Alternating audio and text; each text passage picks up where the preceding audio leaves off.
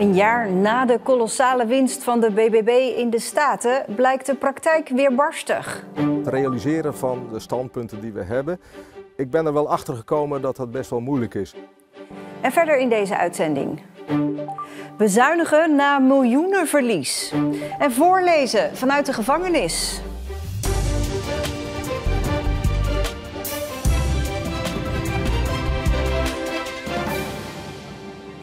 Goedenavond. 1 jaar zijn ze nu aan de macht in Zeeland, nadat ze uit het niets Provinciale Staten binnenkwamen met maar liefst 9 zetels, de BBB. Tijd om na een jaar de balans op te maken. Aan de keukentafel met de boer-burgerbeweging. Welke successen zijn er na 1 jaar geboekt? Het is dus zo dat wij liever sneller zouden gaan, maar dat we erachter komen dat we in een proces terechtkomen waarin dat toch soms wel eens wat tegenvalt om gelijk stappen te zetten. En er is de erfenis van genomen maatregelen, zoals de ontpolderde Hedwige. Toch een beetje tweeledig, een beetje dubbel gevoel.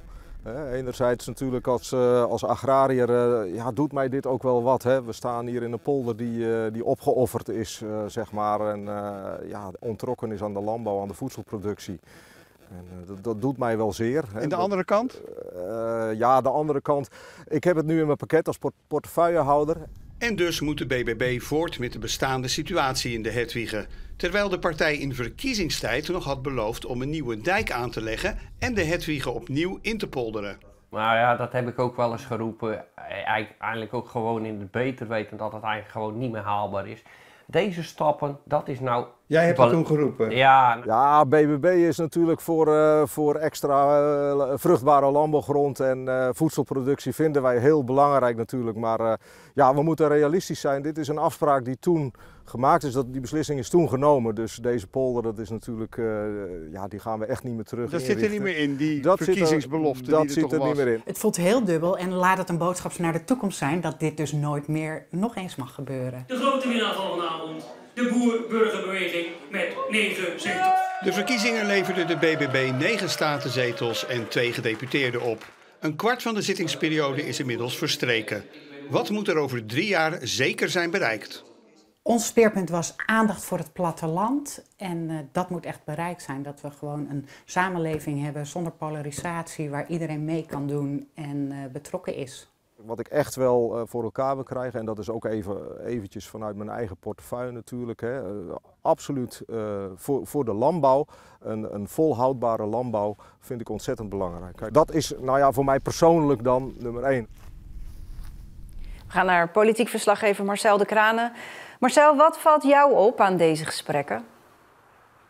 Nou ja, de BBB is een partij die een jaar geleden veel wilde en die nu nog steeds veel wil. Maar je ziet ook wel dat ze in de politieke realiteit terecht zijn gekomen. En sommige verkiezingsbeloftes, zoals het opnieuw inpolderen van de Hedwige, die zul je dan moeten inslikken. Ze beseffen ook dat als je iets wil in de politiek, als je vooruit wil, dan is dat toch een kwestie van de lange adem en ook van deals sluiten met andere mensen. Kortom, BBB maakt mee wat iedere beginnende politieke partij meemaakt. Ze krijgen meer realiteitsbesef en ze beseffen nu, we moeten echt samenwerken met andere mensen, willen we vooruitkomen. Dankjewel Marcel. Zorgzaam in Terneuzen heeft vorig jaar een verlies geleden van 11 miljoen euro en neemt daarom per direct maatregelen. Hoge energiekosten en hoge personeelskosten zijn de oorzaak van het verlies. Er moest veel extra personeel ingehuurd worden en dat is duur. Verder heeft Zorgzaam meer zorg verleend dan in het contract met zorgverzekeraars was afgesproken en daar is dus niet voor betaald. Ik praat erover verder met verslaggever Mark Rijk. Ja, Mark, per direct maatregelen. Wat gaan de patiënten daarvan merken? Nou, volgens Zorgzaam gaan patiënten er amper iets van merken. Zij benadrukken vandaag nog maar eens dat goede zorg echt topprioriteit blijft. En dat niet alleen in het ziekenhuis, maar bijvoorbeeld ook voor de cliënten in de thuis- en in de ouderenzorg. Maar er komen wel maatregelen. Welke dan, als patiënten daar niks van merken? Nou, het ziekenhuis zou bijvoorbeeld worden gemoderniseerd. En ook zouden er nog voorzieningen komen voor ouderen. Nou, die worden in ieder geval uitgesteld of ze worden in de toekomst misschien versoberd. Nou, ook zal er natuurlijk minder extra personeel worden ingehuurd. Maar ja, dat zijn dan toch dingen waar patiënten van gaan merken. Ja, gaan merken. Zeker. Dat denk ik ook. Natuurlijk dat extra personeel, ja, dat helpt dat vaste personeel. Nou, als die er straks niet meer zijn, dan zal dat vaste personeel toch wel wat harder moeten gaan stappen om alles natuurlijk voor elkaar te krijgen. Nou, we hebben nu natuurlijk een schriftelijke reactie hebben we gehad. Aanstaande donderdag dan wil Zorgzaam pas echt uitleg komen geven. En ja, dan hebben we misschien antwoord op de vragen die wij nu hebben. Dankjewel. 7 jaar cel en tbs met dwangverpleging. Dat eiste het Openbaar Ministerie zojuist tegen Gianni de W. Hij zou meer dan 30 meisjes hebben afgeperst via social media. Onder wie 2 meisjes uit Zeeland. Het OM riep de slachtoffers op zich vooral niet schuldig te voelen. Aan vele keukentafels werd er al door ouders met hun kinderen gesproken over de online gevaren van het delen van seksueel getint materiaal met onbekenden op het internet. Hopelijk leidt de mediabelangstelling van de afgelopen dagen ook weer tot nieuwe gesprekken. En realiseren slachtoffers van dit soort feiten dat zij slachtoffer zijn en zich niet hoeven te schamen. In totaal zou Gianni de W. meer dan 150 slachtoffers hebben gemaakt. Een motorrijder is gisteravond om het leven gekomen bij een ongeluk in Sluis. Het slachtoffer is 21 jaar oud en komt uit België. Hij was samen met een andere motorrijder onderweg die ineens merkte dat zijn metgezel niet meer achter hem reed. Die bleek te zijn gevallen en had daarbij een boom geraakt. De jonge man overleed ter plekke. Fruittelers mogen voor 1 keer een verboden bestrijdingsmiddel gebruiken. Dat heeft landbouwminister Adema besloten na aandringen van onder meer de Zeeuwse Provinciale Staten en Bevelandse gemeenten waar veel fruittelers zitten. Het middel Raptol is het enige wat helpt tegen de appelbloesemkever, volgens de telers. Het kevertje zorgt ervoor dat er amper nog appels groeien. In Groede is deze bierbrouwerij begonnen met het brouwen van bier van zoete aardappelen. Die aardappelen hebben ze overgenomen van 3 jonge boeren uit Flevoland die met de handen in het haar zitten omdat hun oogst voor een groot deel misvormd is. Maar de aardappelen zijn van binnen prima. En misschien dat zoete aardappel niet direct het eerste op mijn lijstje stond om te gaan gebruiken. Maar het is heel mooi dat het dan toch zo tot bij ons komt en dat we dan daar iets mee kunnen doen. Dus verlicht ook onze grenzen. Een win-win situatie dus. De brouwmeesters in Groede kochten 50 kilo zoete aardappelen. Daar kunnen wij waarschijnlijk 1000 liter mee maken.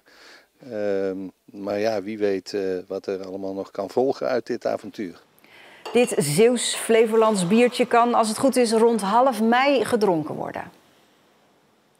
Een verhaaltje voorlezen voor het slapen gaan. Voor veel ouders en kinderen een dagelijks ritueel. Maar voor Dennis en zijn zoontje niet. Dennis zit in de gevangenis in Middelburg. En het duurt ook nog wel even voordat hij zijn straf uitgezeten heeft.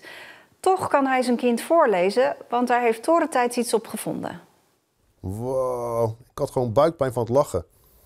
Ik heb nog nooit in heel mijn leven nooit zo hard gelachen als op de eerste schooldag van meester Kees tijdens de dicté. 1 keer per maand mogen de vaders in Torentijd een verhaaltje voorlezen voor hun kinderen. Op dit moment maken 8 gedetineerden daar gebruik van, waaronder Dennis. Ik zit al een tijdje binnen en elk moment dat ik kan aangrijpen, zeg maar, dat mijn kind mij vaker kan zien, doe ik dat. 's Avonds voordat hij naar bed gaat, kan hij altijd even een filmpje kijken van zijn vader, hoe hij het boekje leest. En of als hij zijn vader eventjes mist, dan kan hij ook even terugkijken. Dus hij is echt enthousiast, ja. Ook Jacqueline, die het voorleesproject begeleidt, krijgt veel positieve reacties van het thuisfront. Laatst was er een moeder die mailde mij terug van mijn kind zat van begin tot eind met een glimlach op haar gezicht te kijken. Dus dat is echt heel erg leuk. Het voorleesproject is volgens Jacqueline van groot belang voor kinderen met een ouder in de gevangenis.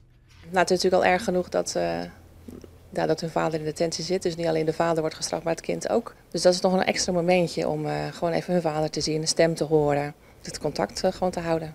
Hoewel de filmpjes over het algemeen erg worden gewaardeerd, is het wel eens voorgekomen dat een vader is gestopt met het voorlezen op camera. Een vader die al een aantal keer aan het voorlezen had meegedaan.